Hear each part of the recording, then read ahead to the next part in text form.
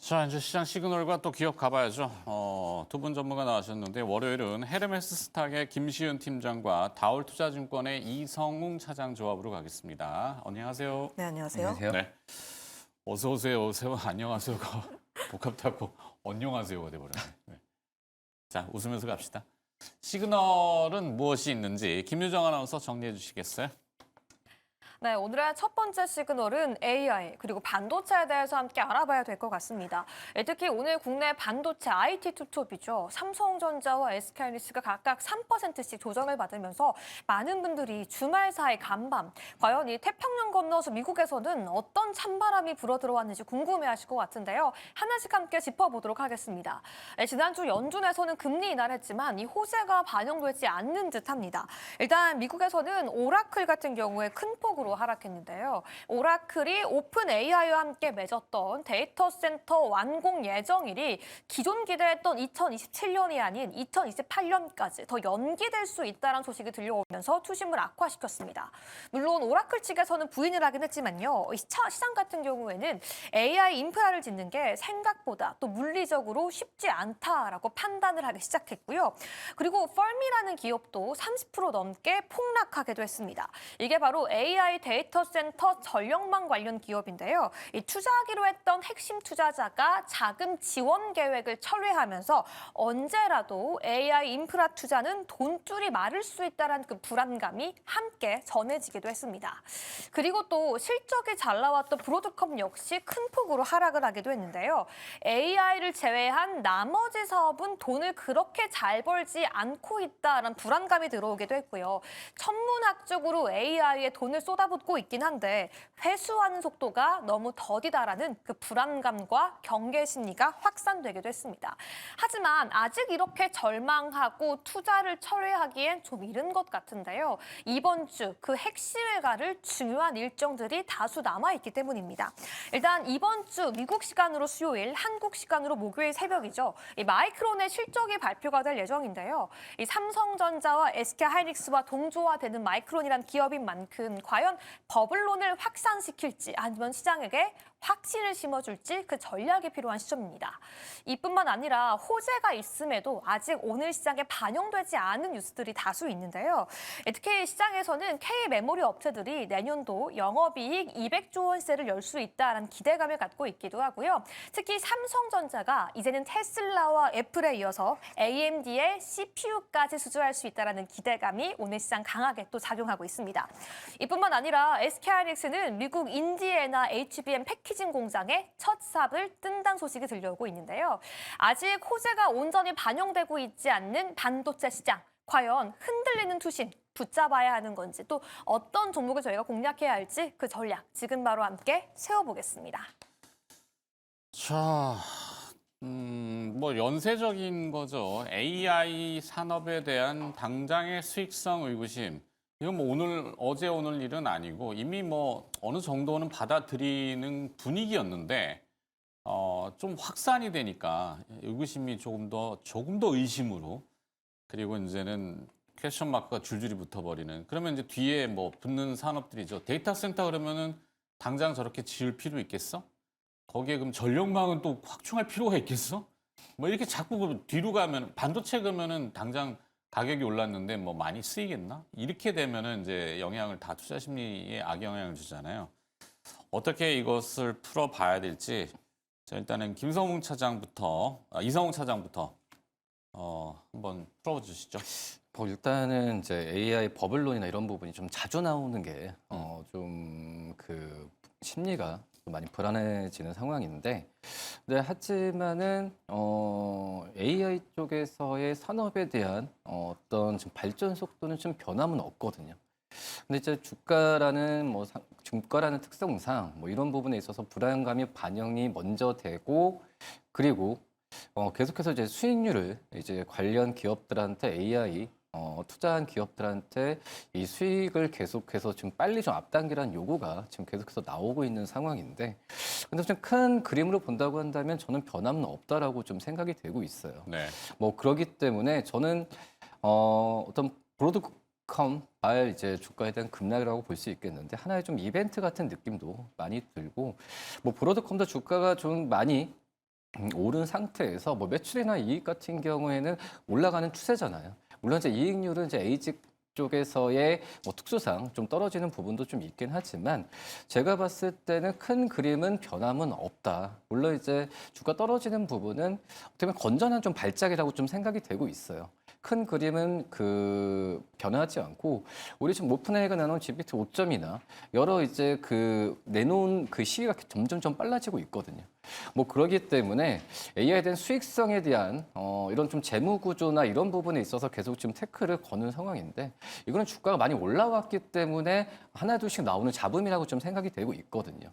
뭐 그러기 때문에 저는 이제 큰 미국 빅테크 기업들이 당장 지금 현재 이 AI 쪽에 투자하는 부분을 단기적으로 처리할 수 있을 가능성은 거의 없다라고 지금 판단이 좀 되고 있어서 근데 그 안에서 이제 우리나라 기업들 같은 경우에는 우선 다른 기업들 대비해서도 이 미국의 어떤 AI 기업들 대비해서도 실적이 지금 보장이 몇 년 동안 돼 있거든요. 네. 그렇기 때문에 앞서서도 좀 말씀을 하셨듯이 옥석 가리기가 필요하다. 뭐 좋습니다. 뭐 자본이 든든하고 또 이제 수주나 이런 실적에 대해서 명확하게 보이는 그런 기업들을 추려야 된다고 한다면은 저는 오히려 미국의 어떤 기업들 대비보다 어떤 중간재적인 역할을 하고 있는 우리나라 뭐 하이니스나 또 이제 삼성전자라기보다는 하이니스가 가장 좀 전방에서 영향을 많이 받고 있는데 하이닉스에 대한 어떤 펀더멘탈적으로 옥석 가리기가 한다면은 전 하이닉스를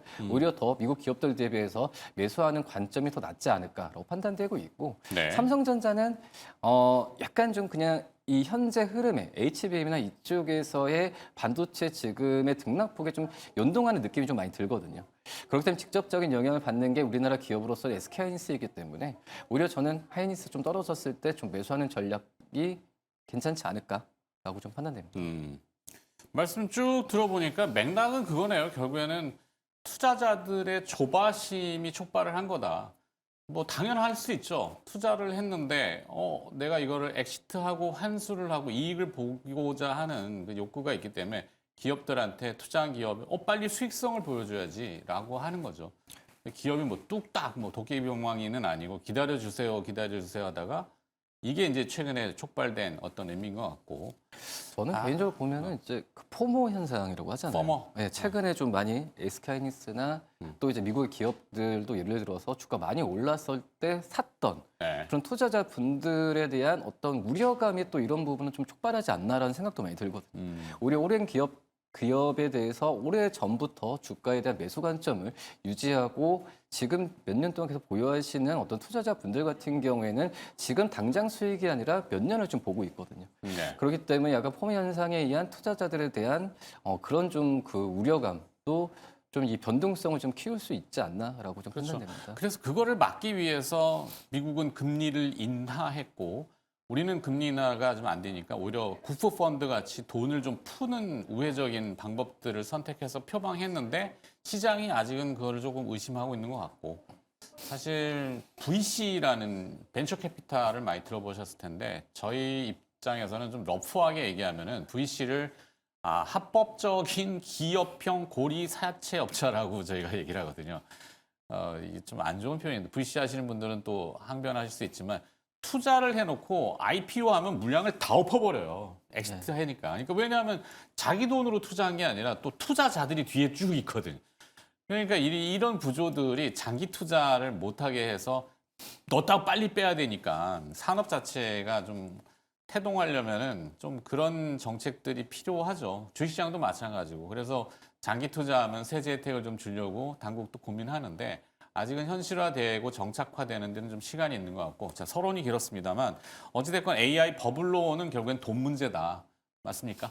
동의합니다. 동의하죠. 항상 이제 일상생활에서도 우리가 체감을 할 수가 있잖아요. 네. 그리고 최근에 뭐 챗GPT도 그렇고 뭐 제미나이가 나온 것들도 그렇고 아직까지 시장에 대한 참여자들을 빼앗는 싸움입니다. 음. 그러면 기업들이 여기에서 하나의 기업이 독보적으로 잘 나간다면 결국은 그쪽만 살아남을 수밖에 없는데 지금 고용 데이터를 보더라도 AI가 일자리를 다 빼앗고 있다. 지금 네. 청년층들이 굉장히 많이 쉬고 있다. 이런 내용들이 굉장히 많이 나오는 상황 속에서 기업들이 여기에서 돈 지금 수익성이 당장 안 나온다고 해서 투자를 멈출까 이런 생각을 해보시면 좋을 것 같아요.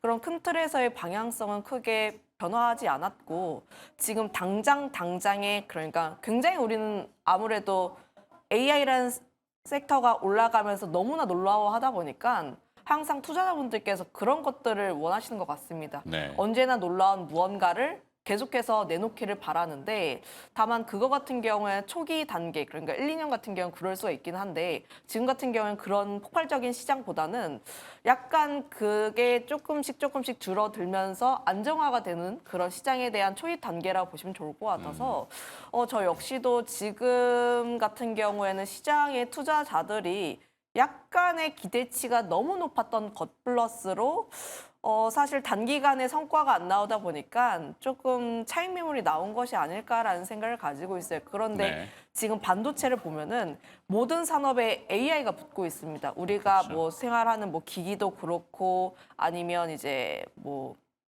보고를 하는 것, 보고서를 만드는 것도 그렇고 네. 우주 산업에도 이제 AI가 붙고 있는 상황이고 그렇죠. 지금 반도체가 앞으로 더 들어갈 수밖에 없는 상황들이 마련이 되고 있는 만큼 저 역시도 큰 틀에서의 변화는 크게 없다라는 생각 갖고 있고 이런 상황이라면 오히려 분할적인 매수의 관점으로 대응을 해보시는 게 맞지 않을까라는 생각을 가지고 있어요. 물론 마이크론의 실적이 분수령이 될 수는 있습니다. 네. 항상 이제 우리나라 증시 같은 경우에는 사실 미국 증시의 흔들림에 굉장히 크게 좌지우지 될 수밖에 없어요. 심리적으로, 네. 아무래도 이제 심리적으로도 그렇고 자금 자체가 다르다 보니까 미국 증시가 약간의 재채기하면 우리나라는 굉장히 몸살이 걸리는 네. 그런 상황인데 마이크론 같은 경우에 지금 위스퍼 넘버라고 하죠. 그러니까 좀 시장의 예상치보다 기관들 쪽에서 이것보다는 더 잘 나올 것 같은데 하는 넘버가 있는데 지금 그 EPS가 $4가 넘어갑니다. 굉장히 기대치가 높다라고 보시면 좋을 것 같은데 네. 그럼 이 위스퍼 넘버를 어떻게 충족하는지가 가장 중요할 것으로 보여지고 있고요. 네. 아무래도 기대치가 높다 보니까 이거를 충족하는 게 과연 쉬울까 어려울까. 그리고 마이크론 같은 경우 실적 발표하고 좀 항상 약간 떨어져서 시작했던 부분들이 있기 때문에 내가 만약에 보수적으로 보고 싶다 하시는 분들은 마이크론의 실적을 기다리시는 것도 괜찮기는 하지만 저는 그때 크게 하락한다면 그때 가지고 있었던 현금 그때 쓰셔도 괜찮지 않을까 이런 말씀 드리겠습니다. 네. 알겠습니다. 일단 두 분의 전략은 매수 쪽으로 당장 지금 물러설 이유는 없지 않을까 이렇게 얘기를 하시고 이성훈 차장은 기업을 선택해서 SK 하이닉스? 장 초반에 네. 좀 장 시작하기 전에 그 장 시작하기 떨어지고 나서 주가가 좀 회복이 되고 외국인의 매도세가 좀 진정이 좀 된다고 한다면은 저는 괜찮다고 보거든요. 오히려 네. 지금 현재 가격에서 좀 싸게 사다는 느낌이 좀 컸었는데 그 부분이 지금 현재 주가에 좀 그렇게 좀 반영이 되는 것 같습니다. 그래서 저는 매수 관점을 좀 말씀드립니다. 김지은 팀장은 기업 선택을? 전 이스페타시스로 가지고 왔는데 사실 기술적인 측면에서 지금 라인대는 깨졌다고 보시면 좋을 것 같아요. 사실 그동안 깨지 않았던 라인대, 그러니까 121선 라인대까지 온 상황인데 121선이 얼마죠? 그러니까 이제 지금 12만 9천 라인대입니다. 네. 그 라인대까지 도달을 했기에 사실 기술적인 측면으로만 보자면 지금 자리에서 선택을 하시기보다는 지지가 나온 라인, 그리고 13만 원 라인대를 지지를 하고 돌리는 라인대에서 매수를 하는 것이 맞다라는 생각을 가지만 네. 다만 반도체에 관련했을 때 여전히 롱에 대한 관점을 가지고 있고 그 안에서 언제나 경쟁력이 있는 기업들 혹은 실적이 계속 상승할 것 같은 기업들 같은 경우가 다시 한번 반도체에 수급이 들어왔을 때 강하게 탄력성이 붙었던 점을 감안했을 때 이 기업이 빠지지가 않습니다. 네. 그리고 항상 이야기를 하는 게 회복 탄력성이 좋다라는 이야기를 많이 드리는데 그와 연관되어 있는 종목군이다 보니까 이제 처음에 이제 신규로 매수를 하실 분들 같은 경우에는 이스페타시스를 계속적인 관심으로 보시는 것도 괜찮지 네. 않을까라는 의견 드려보도록 할게요. 알겠습니다. 자, 두 번째 시그널은 또 무엇이 있는지 개별 기업들을 좀 빨리 봐야 될 것 같은데요. 김유정 아나운서 다시 좀 정리해 주시겠어요? 네, 뜨겁게 반응하고 있는 두 번째 시그널 종목들 함께 보도록 하겠습니다. 먼저 로봇 섹터 함께 봐야 될 것 같은데요. 오늘 원익홀딩스가 23% 넘게 급증하고 있습니다.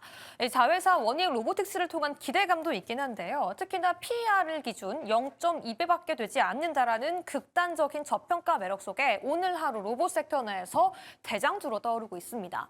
정부의 발언도 한몫했는데요. GPU가 AI가 또 발달한 미국과는 AI 내에서 협력을 하고 피지컬 AI가 발달한 중국과는 이 피지컬 AI 내에서 협력을 하겠다라고 이야기하면서 로봇주의 수급이 꾸준히 유입되고 있고요. 특히나 종목별 움직임이 굉장히 특징적입니다. 그동안 상승을 이끌었던 현대차, 레인보우 로보틱스, 로보로보 같은 기업들은 소폭 쉬어가면서 중소형 로봇 관련 종목들이 오늘 오르자 시장에서는 키 맞추기 장세가 본격화된 게 아니냐라고 평가하고 있는 목소리까지 함께 들리고 있네요. 마지막으로 오늘 LS전선이 미국에서 히토루 연구자석 공장 건설을 추진한다는 소식이 들렸는데요. 이 소식은 또 왜 중요할까요? 바로 로봇 부품의 핵심인 모터에도 이 연구자석이 들어가기 때문입니다. 관련 핵심 부품과 소재 관련 이슈까지 함께 불거지자 로봇주 오늘도 상승하고 있는데요. 과연 로봇주 어떤 전략 필요할지 원익홀딩스 함께 알아보도록 하겠습니다. 다음 주목도 함께 알아보도록 하겠습니다. SOL이 오늘 7% 넘게 급등하고 있는데요. 증권가에서 목표 주가를 상향시키면서 10만 원 시대가 올 수 있다는 기대감을 키워나가고 있습니다. 일단 첫 번째는 정제마진의 강세까지 중요합니다. 공급은 부족한데 겨울철 난방 수요는 여전한 가운데 이 정제마진은 계속해서 강세를 보이고 있고요. 둘째는 비용까지 함께 하락세를 보이고 있습니다. 무엇보다 간밤 미국 트럼프의 하원에서 통과된 천연가스 파이프라인에 대해 신속화 법안이 결국엔 천연가스부터 원유, 에너지 가격의 하락까지 이끌 수 있다라고 평가하고 있는데요. 유가가 떨어지면 정유사가 손해가 아니냐라고 생각하실 수도 있겠지만요. 정제 마진은 버텨주고 있는 상황이 오히려 SOL 같은 기업들에게는 긍정적일 수 있다라고 평가하고 있습니다.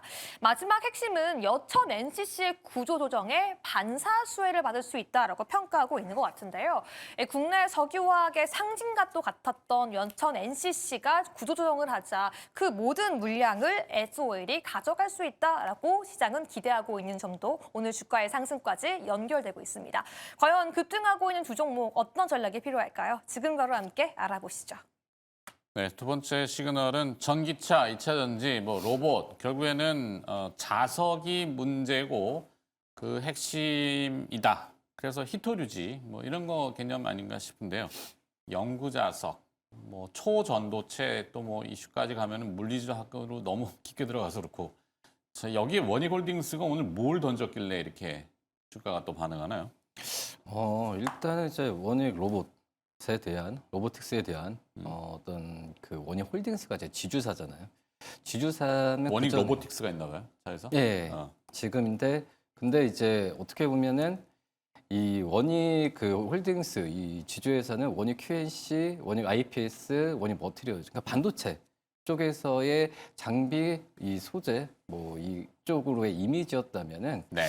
이 로봇 쪽에서의 그 분류로 지금 많이 주가가 좀 이미지가 좀 바뀌는 과정이지 않을까. 그러니까 일반적인 이 원익홀딩스 말 그대로 지주사에서 지주사인 개념에서 자회사들의 실적으로 그런 개념이 아니라 원익홀딩스라는 이 기업 자체가 로봇 기업으로 좀 바뀌어서 주가가 좀 다시 올라가는 과정이라고 좀 판단되고 있고요.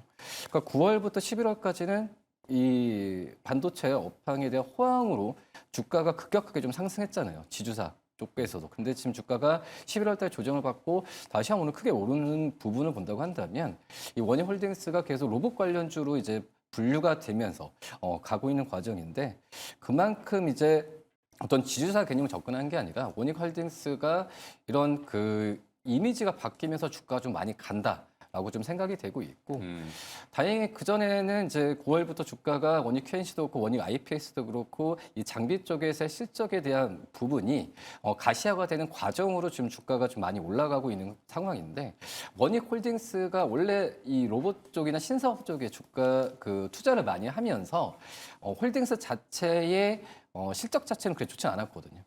근데 하지만 그런 부분이 이제 원익 로봇이라는 로봇에 대한 약간의 좀 테마가 좀 붙이면서 주가가 오늘 급하게 상승하는데 뭐 좋다 나쁘다를 떠나가지고 일단은 이제 보유하신 투자자 분들 같은 경우에는 그 부분을 알고 계속 저는 보유 관점을 좀 유지하는 게 맞다. 하지만 신규 접근 같은 경우는 좀 과도하게 좀 올라갔기 때문에 이런 부분은 좀 그 신규 접근은 좀 자제하는 건 낫지 않을까라고 판단됩니다. 원익하고 삼성과의 관계가 좀 있나요? 있겠죠? 뭐 이 자회사들은 반도체 자회사들은 있죠. 네. 예. 근데 이제 원익 홀딩스에 대한 부분에 있어서 원익 그룹 자체가 이 반도체 쪽에서의 좀 그 반도체와 좀 로봇을 같이 하는 좀 이런 그 그룹 지주사도 별로 없거든요. 그런 부분에 있어서 이제 그룹 효과, 뭐 통합 효과 이런 부분도 지금 그 얘기가 나오는 것 같고요. 그 한마디로 이제 그냥 일반적인 반도체 자회사를 둔 지주회사가 아니라 미래 먹거리를 창출하는 지주회사 개념으로 좀 많이 바뀌는 부분이 주가가 좀 올라가는데 좀 약간 좀 세게 좀 반응하지 않나라는 좀 생각도 들고 있습니다. 이게 제가 언뜻 기억이 잘 안 나가지고 그런데 이 원익홀딩스의 주주 중에 호라이즌이 있고 호라이즌하고 삼성하고 관계를 잘 지금 언뜻 생각이 잘 안 나서 하여튼 근데 시장에선 그러잖아요. 삼성, 로봇 이러면은 또 레인보우 로보틱스 이 맛을 봤기 때문에 원익도 그렇게 그림을 지금 그려대면은 이게 주가가 막 또 뜨겁죠. 지금 그런 현상인지 아닌지를 판가름하기가 좀 어렵긴 한데 하여튼 뭐 근데 전략은 그러면 어떻게 가져가요?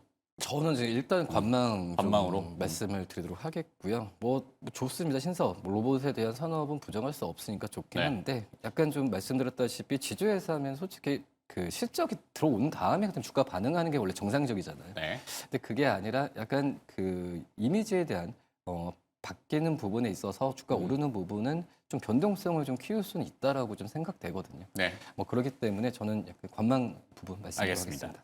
다음에 또 이제 S-오일 나왔는데 S-오일 그러면 항상 굿오일이 생각이 나가지고 자 굿오일은 몇십만 원 시대를 또 주창하고 있나요?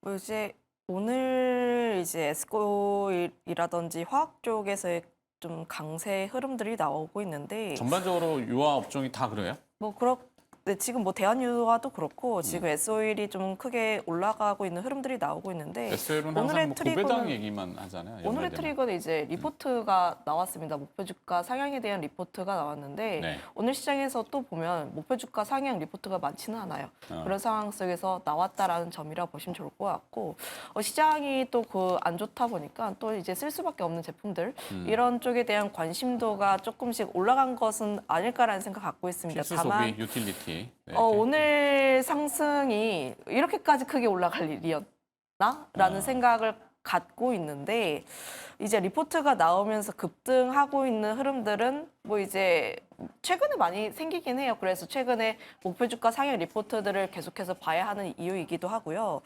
다만 S-오일 같은 경우를 보게 되었을 때 추가 상승은 가능하지 않을까라는 생각을 가지고 있는데 실적 기반으로 보게 되었을 때 항상 S-오일 같은 경우에는 실적에 대한 추정치가 올라갔을 때 조금씩 천천히 올라가는 경향들을 보였기 때문에 실적 기반으로 봤을 때는 좀 그래도 긍정적이지 않을까라는 생각을 가지고 있어요.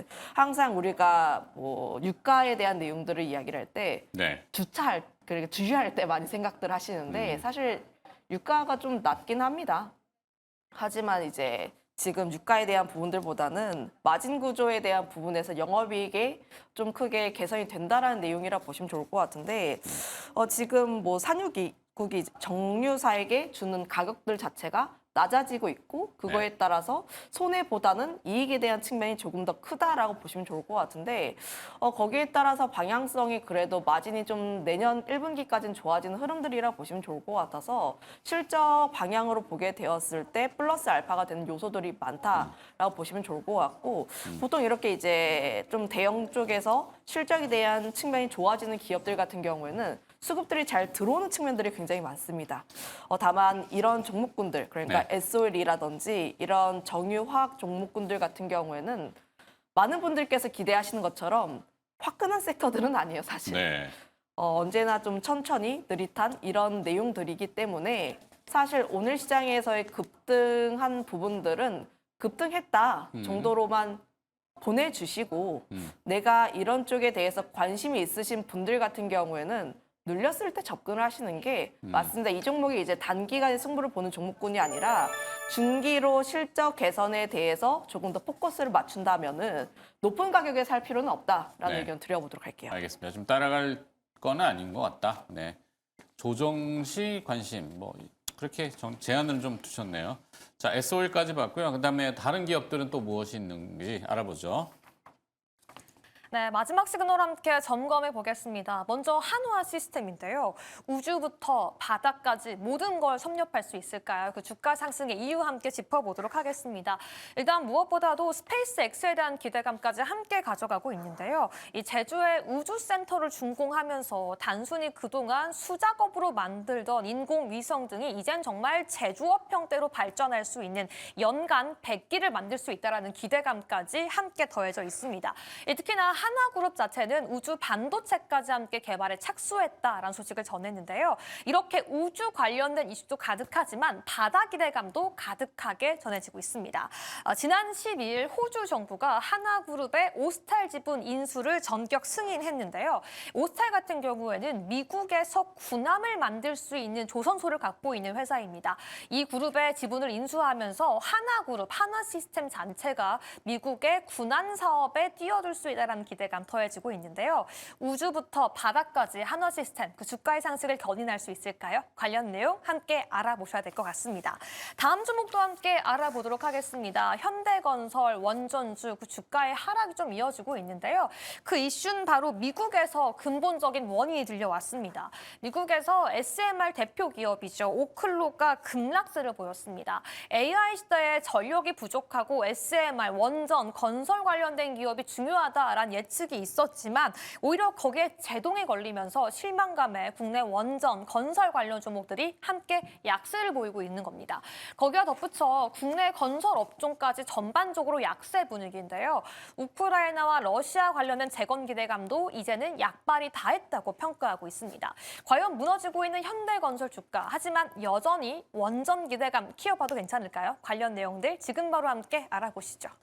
자, 한화 시스템입니다. 한화 시스템은 어떻게 봅니까?